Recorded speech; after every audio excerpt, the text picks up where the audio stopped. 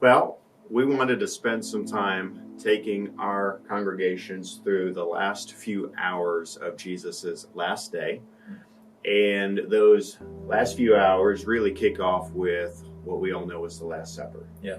And for many years of my Christian journey, the Last Supper was just the last meal that they ate. It was their Last Supper together. Sure. Yeah. I didn't realize that it was a very specific meal that had become the Last Supper until really about a decade ago. I went to my first Passover meal, and it's called a Seder. And the word Seder means order, and that is because for 1,500 years, the nation of Israel annually celebrated their deliverance with a very specific order, a very specific meal with a script associated with it. And it was that Seder, that Passover meal, that Jesus took what was so familiar to the disciples, because they've been doing it their whole lives, and really changed it up and turned it into what is for us as Christians, communion.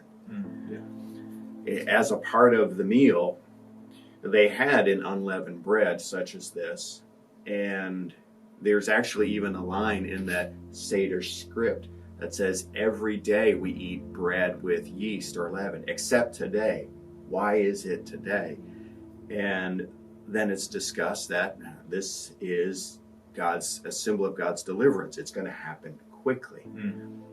And so Jesus took that bread that they were so used to, meaning deliverance, and then said, this bread actually represents my body, which is going to be broken for you.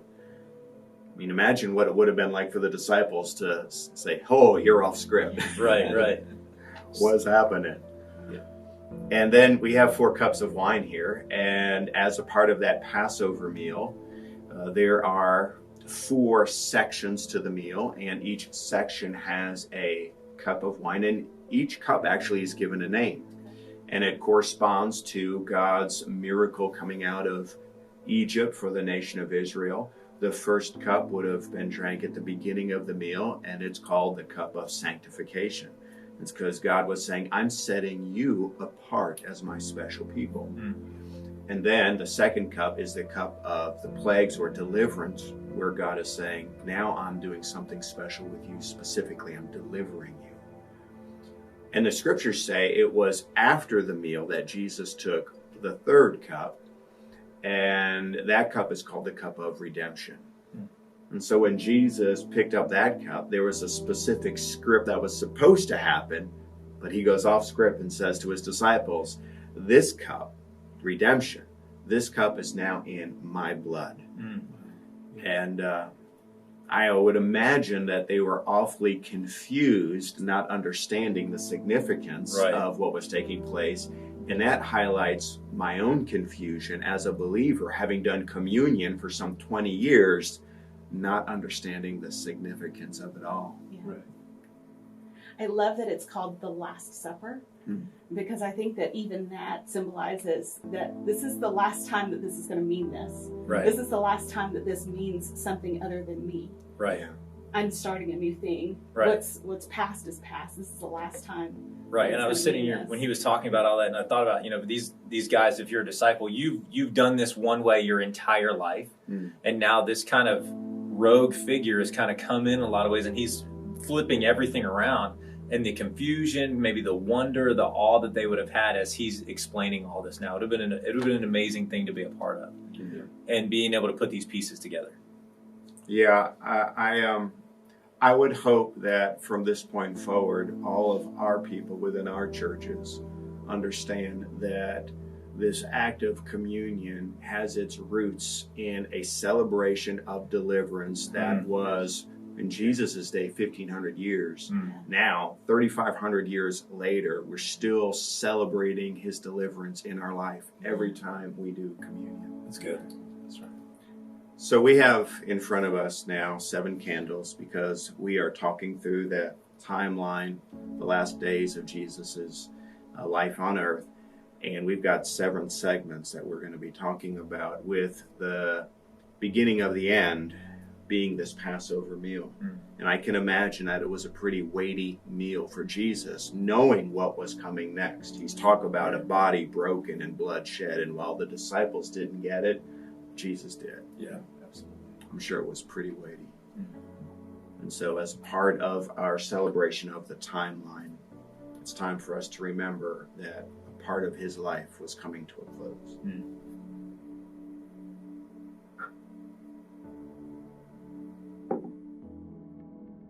So after the Last Supper, Jesus and his disciples would have left and they would have made their way to the Garden of Gethsemane.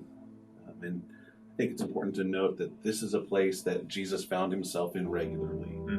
Jesus was all about communion with the Father, all about talking with God, all about getting away and having that time to talk with the Father and make sure that he was always in alignment. And so he takes his 12 disciples and pulls out Peter, James, and John, takes them a little farther and says, pray that you won't fall into temptation. And then he goes on and prays by himself and talks with God. And he basically says, Father, if there's a different way, I would love a plan B, right? A different option. Yeah.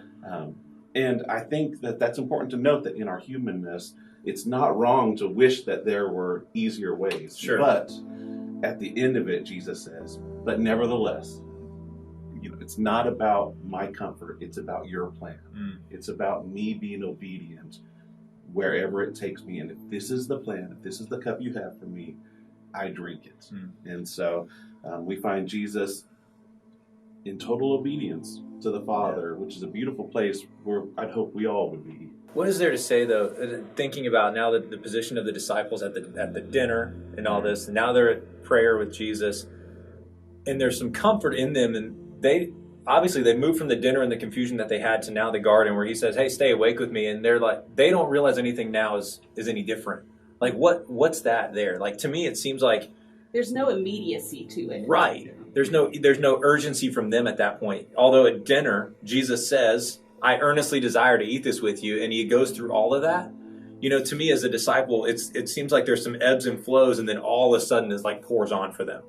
And that's an interesting thing, that Jesus in the midst of all this is that, I don't know, that they don't see that at that moment. Yeah, it's so interesting that, before he even makes his way, he says, I'm going to go to Jerusalem, I'm going to suffer, I'm going to die, and I will be raised. Yeah. And then at the table, he uses these elements. He says, this is what's going to happen. Then he tells Judas, go and do what you're going to do. One of you is going to betray me.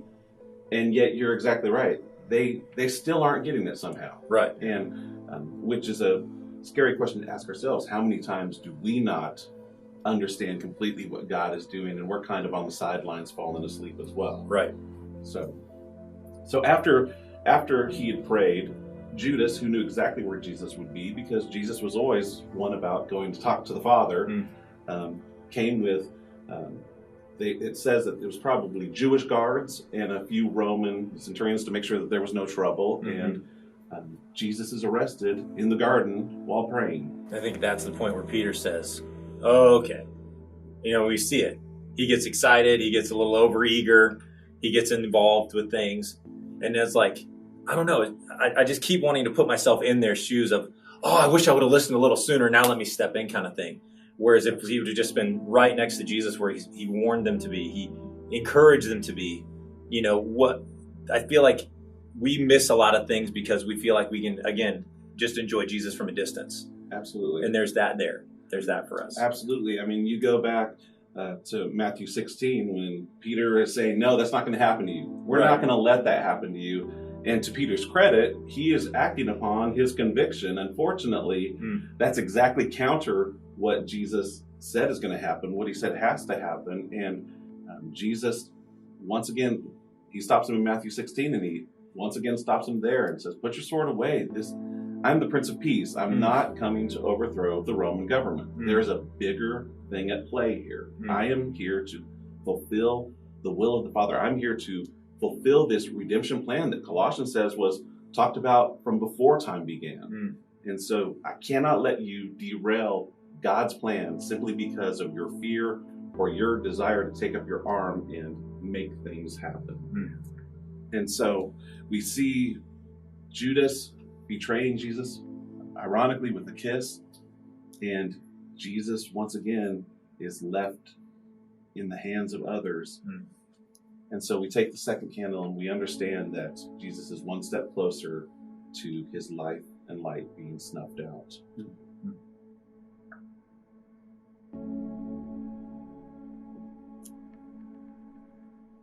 So following that timeline of Jesus' last days, he was taken from the Garden of Gethsemane, and then comes the trial, the denial, and we read about that in the book of John chapter 18. Jen, would you read that for us? Yeah, verses 25 through 27. Meanwhile, as Simon Peter was standing by the fire warming himself, they asked him again, "You're not one of his disciples, are you?" He denied it, saying, "No, I am not." But one of the household slaves of the high priest, a relative of the man whose ear Peter had cut off, asked, "Didn't I see you out there in the olive grove with Jesus?" Again, Peter denied it, and immediately a rooster crowed. While we were in Jerusalem, we actually were able to do a tour of the high priest's, Caiaphas's house, and underneath is it's called the pit, and it is the jail cell where people were held. And while I was down there, they asked me to read Psalm 88. And while I've read this psalm before, it didn't make near as much meaning to me then as it does now. Psalm 88. Jesus would have known this psalm. Lord, you are the God who saves me. Day and night I cry out to you. May my prayer come before you. Turn your ear to my cry. I am overwhelmed with troubles, and my life draws near to death. I am counted among those who go down to the pit. I am like one without strength. I am set apart with the dead, like the slain who lie in the grave, whom you remember no more, who are cut off from your care. You have put me in the lowest pit, in the darkest depths. Your wrath lies heavily on me. As Jesus was taking upon his back the wrath of God for all the sin of all mankind. You have overwhelmed me with all your waves. Listen to verse 8. You have taken from me my closest friends and have made me repulsive to them. Jesus, I can see him reciting this as Peter, his closest friend, is denying him.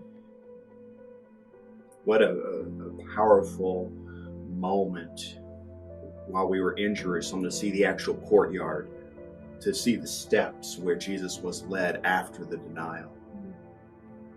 Very.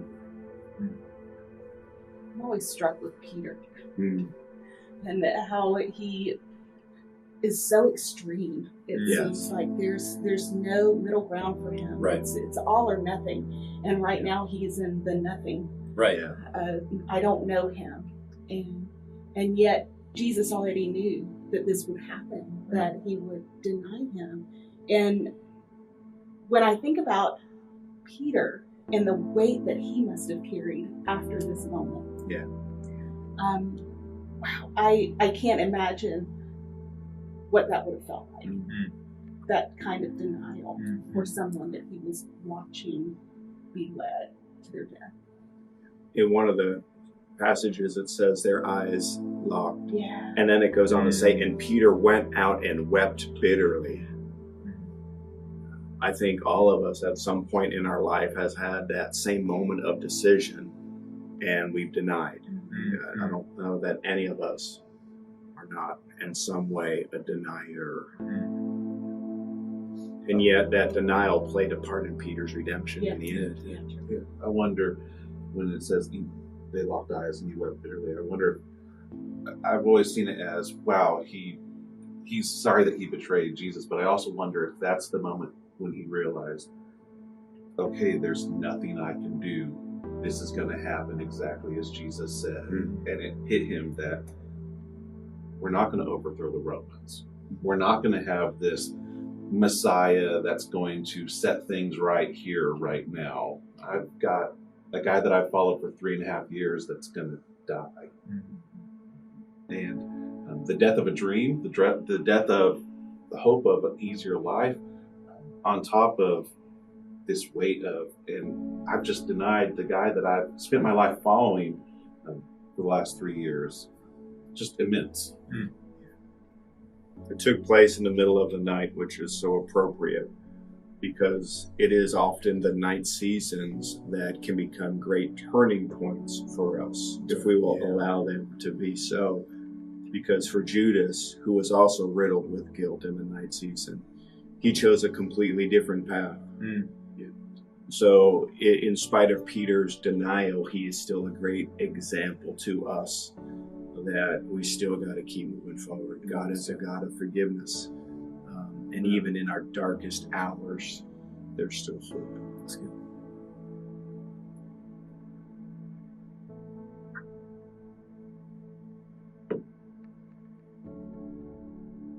It's at this point in the story that the violence really begins against Jesus. Caiaphas and the high priest bring him to Pilate, who is really in charge of all of the interests that are happening in town, and he doesn't want any trouble. So this is really an irritation to him. This is something that he doesn't want to have to deal with. Not tonight. Come on, guys.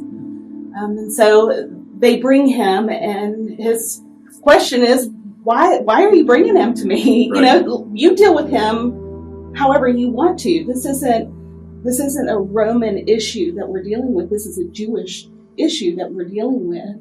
But Caiaphas and the high priest, they press, and finally Pilate takes Jesus, says, "Come with me." And so he starts to question him. "Who are you? Are you the king?"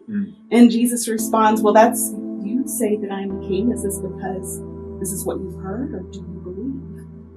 And there is a continued exchange between the two of them, and then he decides, well, I'll just take it to the people.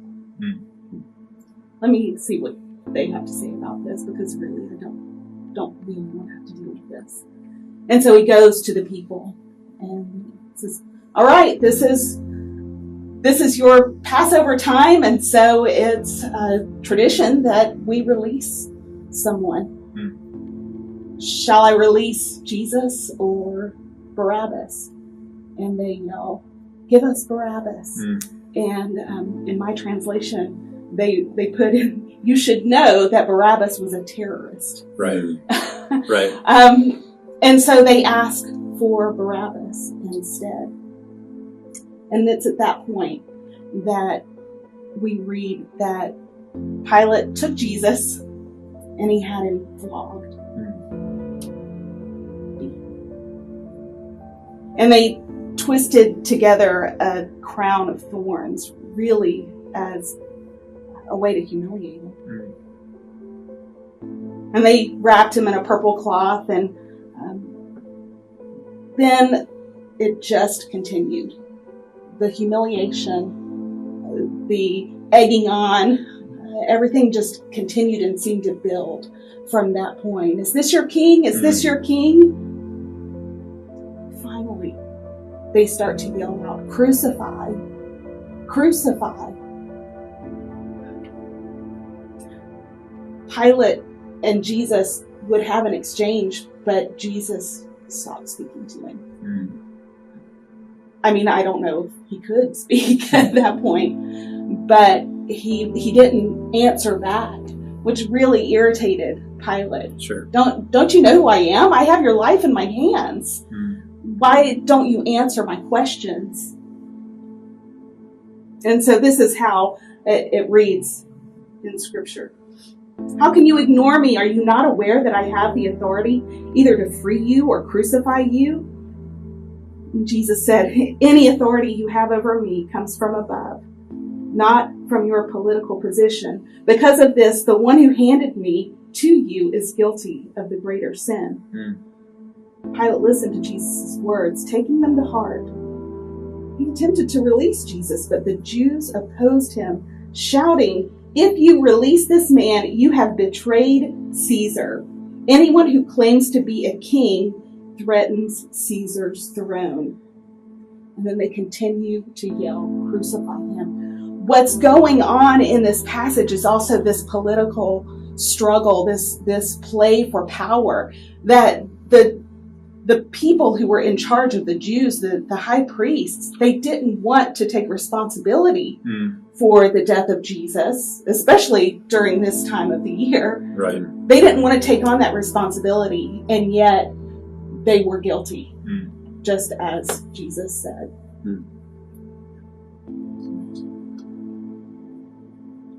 And this would have been late, I guess early Friday morning now. This is super early. Yeah, early in the morning. And so it was a time when I don't know how many people were gathered at that point in the day. Yeah. So it could have been a smaller group that really had a hand in saying this is going to be the fate of Jesus. Mm-hmm. It's pretty powerful. I think what I'm struck with here is really the politics that are involved. I'm struck with how no one wanted to take responsibility for it. Everyone wanted to wash their hands of it, and yet it kept going on. And what these people, what the Jewish leaders did was they twisted Pilate's arm to say, if you don't do this, then what you're doing is you are betraying your king, who is Caesar. So you have to do this. Right. And so it was at this point that they led Jesus to be crucified. Pilate handed him over to his soldiers, knowing that this would happen. He would be crucified.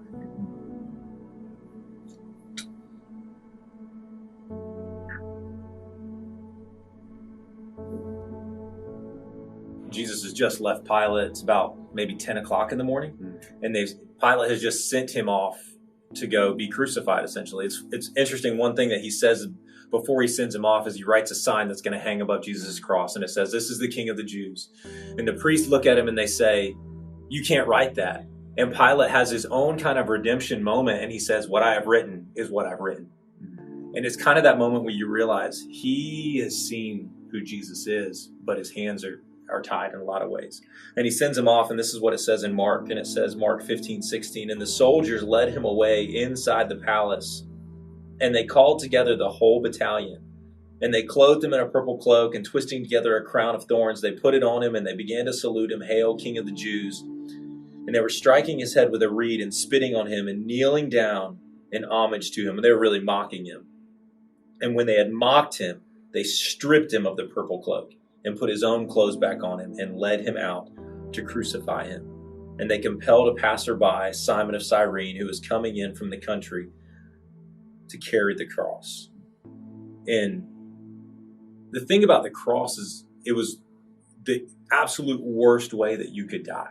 There was no other way. It was designed to be the worst. It was designed to be bloody. It was designed to be painful. But more than all those things, it was designed to be shameful. And that's the point that Pilate was saying, says, this man has done nothing. Let me release him. But instead, they've decided they wanted to put all that shame on him. I mean, so much that a battalion of soldiers, that's like 400 to 600 soldiers, are mocking one person. And every effort that they have is just to put all the shame on him, make him feel little, make him feel like he's nothing. He's already been beaten to beyond recognition, is what the Bible says, that his own mother wouldn't have recognized him.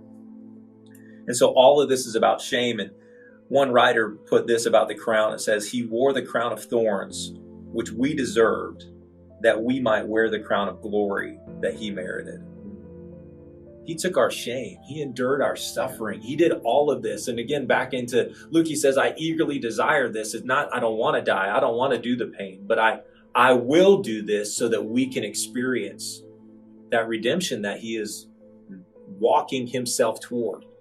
And that's what I gather from this part. He endured all this. He didn't have to. He could have called down heaven and said, "I can't."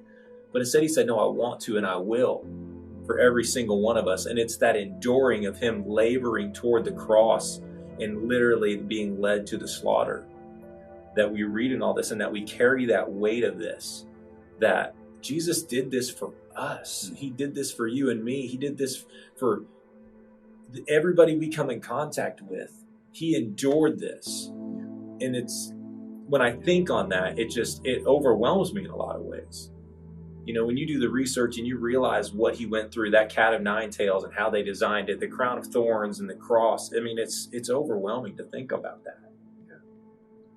To think about all of that, and then he had to carry his cross. Right. I mean, it wasn't a short walk. Right. And as if it wasn't enough. Yeah. The idea when we walked in Jerusalem, I can tell you what was most amazing is how long and how uphill it was. And I'm carrying a backpack and I'm sweating, having to stop for a glass of water. Mm-hmm.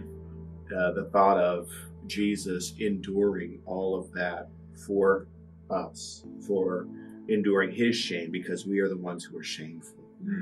Enduring his humiliation because we are the ones who've humiliated our God our whole lives. I feel like this is the part in the story where we most clearly see our desperate state. I think of Bonhoeffer that talks about cheap sin brings cheap grace. And when we justify things, when we make light of things, it's easy to justify things. But when you see the weight of our sin and what it looks like when it's placed upon him, and the measure of pain and suffering and what Jesus was willing to go through, that merits a deep sense of our sin and a deep sense of God's grace. And we see it beautifully in this passage. Just what Jesus was willing to do for us. That's right. Yeah. And he carried all of that to the cross. He, step by step, every thought in his head was, I'm doing this for you. I'm doing this for you. I'm doing this for you. And he literally walked to the place where they were going to nail his hands to the cross. And he laid down willingly.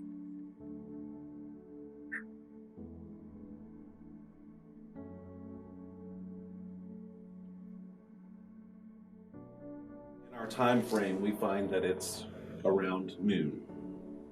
So Jesus has not slept since early Thursday morning. He's exhausted. He's been beaten beyond recognition. He's been forced to carry a beam that was extremely heavy for a regular person, let alone someone who's gone through what he's gone through.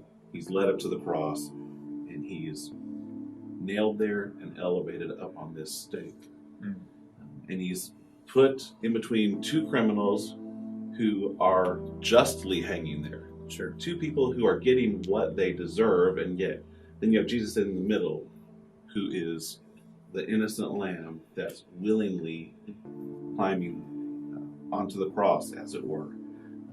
We see so many things happening at that point.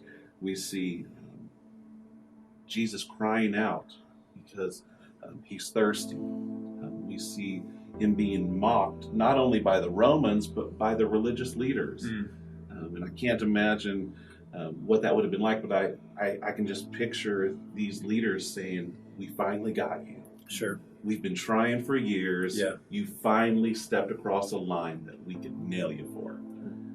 And I can't imagine their joy at the foot of this cross, where this Messiah is dying for them, right? Even in that state. Right. It's just overwhelming. It is. So in the timeline, Jesus is on that cross for some 3 hours after everything you just described.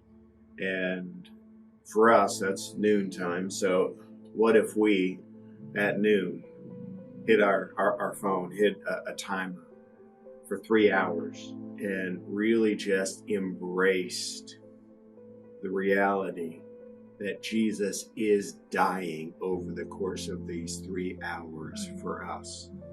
We could look down at our timer. I've got 2 more hours. I've got an hour. Jesus' life slowly eking away this entire time. And they say that just the effort for him to be able to breathe would have been him pushing up on those nails from his feet, just to lift his lungs up enough to catch a breath. Right. Do that for 3 hours. Yeah. We struggle, to walk up a set of stairs sometimes, we feel like we're out of breath, or to, run a little bit, just the effort that takes. Yeah. And he was literally struggling and pushing just to be able to take breaths. For 3 hours, he endured that. And so it's in this extreme pain, this extreme setting by a ruthless pagan nation that is crucifying this innocent person, that we see Jesus coming to his final moments before his death.